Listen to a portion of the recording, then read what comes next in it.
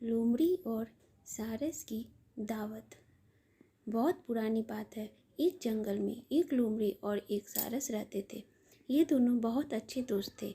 सारस रोजाना लोमड़ी को तालाब से मछली पकड़कर खाने के लिए देता था।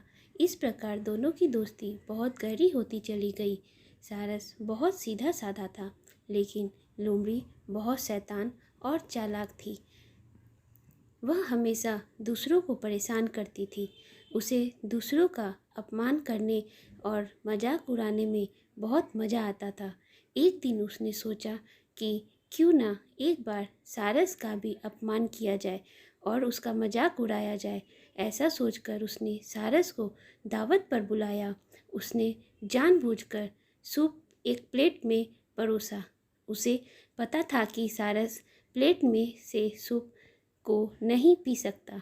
उसे सूप ना पीता देख लोमड़ी मन ही मन बहुत खुश हुई और झूठी चिंता दिखाते हुए सारस से पूछने लगी कि क्या बात है मित्र, सूप पसंद नहीं आया क्या? सारस बोला, नहीं मित्र, यह तो बहुत स्वादिष्ट है।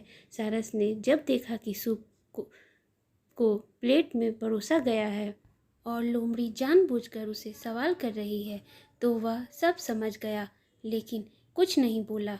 उस दिन सारस को अपमान सहने के साथ ही भूखा भी रहना पड़ा।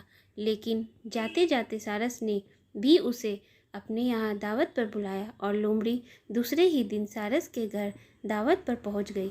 सारस ने भी दावत में सूप बनाया था और लोमड़ी के साथ लंबी चोंच वाले अन्य पक्षियों को भी बुलाया था।